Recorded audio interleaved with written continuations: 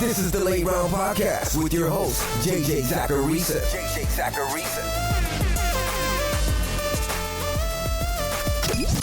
What's up, everyone? It's JJ Zacharisa, the editor-in-chief at FanDuel and at numberfire.com, and this is episode 581 of the Late Round Podcast, on many shows that are part of the FanDuel Podcast Network.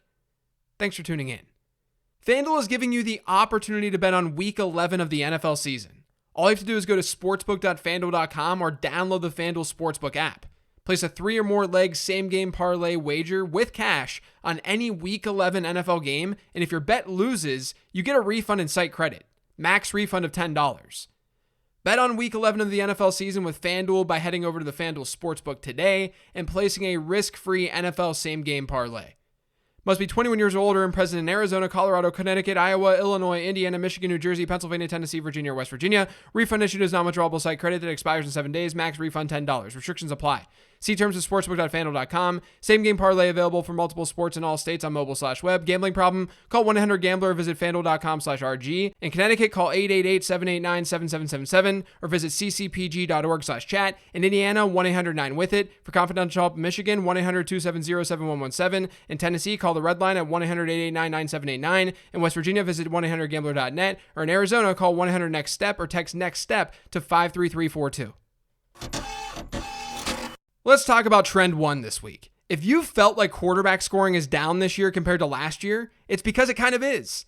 Among top 12 quarterbacks this season, the average points per game rate is 21.5 points. So the average top 12 quarterback in points per game this year is averaging 21.5 standard points. That number was 22.2 last year. What's really different is what's happening at the top. The top 6 quarterbacks last year, they averaged 23.8 points per game. For the record, that's with a minimum 10 games played. This year, that number is almost a full point lower. The edge that elite quarterbacks are giving you is still there, but it's not necessarily as significant as it was last year. For example, if you look at the QB 18 or a mid-range QB 2, the delta between that player and a top 6 quarterback isn't quite as big as it was last year. There's going to be a lot to dissect at the end of the season, but the last couple of weeks made me dig into this a little bit. It just seemed like quarterback scoring was lower. If you want some positive Kyle Pitts news, he's the biggest touchdown regression candidate at the tight end position right now. You can see that by looking at a yards to touchdowns conversion. According to how many yards a tight end usually has per touchdown, Pitts should have 4.6 touchdowns right now. According to Pro Football Focus's expected fantasy points model, that number is 4.2, but he has 1. Kyle Pitts has scored once this year. I'm not sure he's necessarily a buy candidate, but I'd at least lean more buy than sell right now. The Chargers have given up by far the most running back rushing yards in the league, and offenses are seeing that as a way to attack the defense. On the season, LA is one of 2 teams that's faced a pass-to-rush attempt ratio under 1, meaning teams are running the ball on them more frequently than they're throwing it. It's pretty crazy because it's not like the Chargers are bad. The other team with a ratio against them that low is the Lions, which makes sense because Detroit is almost always trailing in games. So opposing teams run down clock. With the Chargers, it seems like it's just a good matchup to exploit. Trend 4 is one that I tweeted out in my weekly data dump thread that I do every Sunday night. You guys should check that out on Twitter. I'm at LateRoundQB.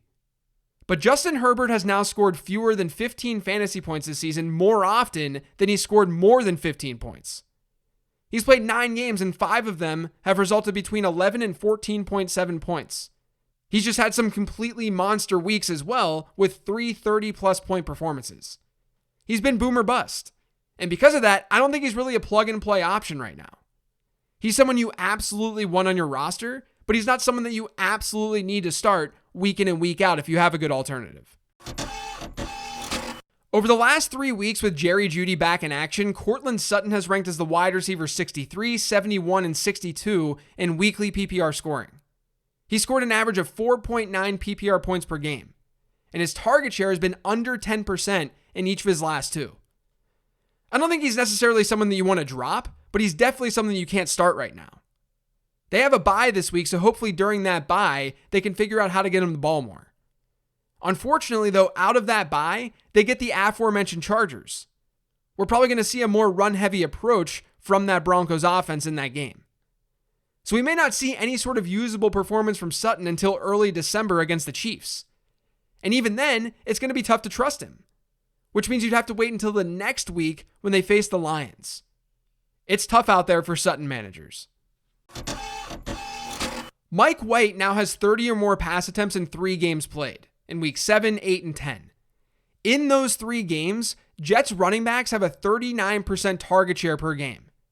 That's completely absurd. It's so insanely high. And the crazy thing is that it's not like one game is pushing that number to be so high. Their shares in those games have been 39%, 41%, and 37%. I know I talked about this trend in the past, but as long as Mike White starts, Michael Carter and even Ty Johnson are viable options in PPR formats, especially Michael Carter.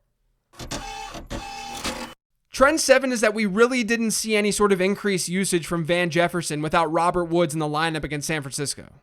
Jefferson continues to run a lot of routes, and he actually led the team in routes run in week 10 according to PFF.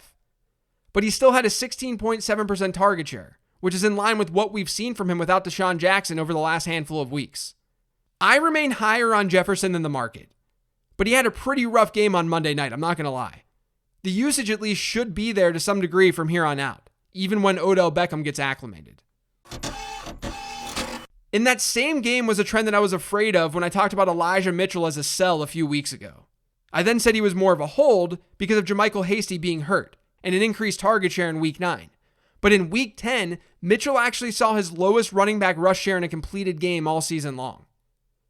He had 73% of the team's running back rushes, and that doesn't include Deebo Samuel's work. That includes Jeff Wilson's rushes, who saw 27% of the team's running back rushes. It was a nice positive game script for the 49ers, but neither running back was targeted in that game either. If they keep using Mitchell like this, it's going to be tough for him to hit the ceiling that a lot of the fantasy world thought that he could hit just a couple of weeks back. Trend 9 is that Robbie Anderson had his best performance on Sunday on the season. He scored 13.7 PPR points. It was his 3rd game finding the end zone, and he had an 18.8% target share, which is up from his 7.3% share from his 2 previous games. I'm not saying Robbie Anderson is back, but I think the change at quarterback can only be a good thing for Anderson and the pass catchers there, because things have been so bad with Sam Darnold. I'm calling out Anderson specifically here, though, because he may be on your waiver wire. He's still out there in over 60% of Yahoo leagues. So if he's out there and you need some wide receiver help, I don't mind it that much with Cam Newton back in Charlotte. It's one of those moves where I'm not expecting Anderson to be some plug-and-play option. But I like buying into these ambiguous situations where we don't really know what the outcome's going to be. There's a wide range of outcomes here. You should buy into that at times, especially if you need more variance on your roster. And especially if the player is free to acquire. The last trend this week is that there have been 10 running backs so far this year with target shares at or above 10% in 7 or more games. So 10 running backs have had double-digit percentage target shares in 7+ games this year. Sometimes looking at these players is a cheap way to unlock PPR points. You have your higher-end backs on this list like DeAndre Swift, Leonard Fournette, Alvin Kamara, Aaron Jones, Austin Eckler, and Cordero Patterson. But there's also Myles Gaskin, Nyheim Hines, and J.D. McKissic. McKissic is especially one that I think is an interesting trade target right now, at least in PPR formats. Sort of for the reasons that I talked about on yesterday's 15 Transactions show with Antonio Gibson. McKissic was still involved in that game, and Washington is not likely to see such positive game scripts week in and week out. So while people were feeling good about Gibson, and I'd feel good about Gibson as well, even though I think he's a sell, but while people are feeling so good, you may be able to leverage that and get McKissic for next to nothing. Just a thought for those of you struggling at the running back position right now. That's going to do it for today's show, though. Thanks to all of you for listening. If you've yet subscribed to the Late Round Podcast, make sure you are by searching for it pretty much anywhere podcasts can be found. And don't forget to follow me on Twitter @LateRoundQB. Thanks, everyone. Talk to you tomorrow.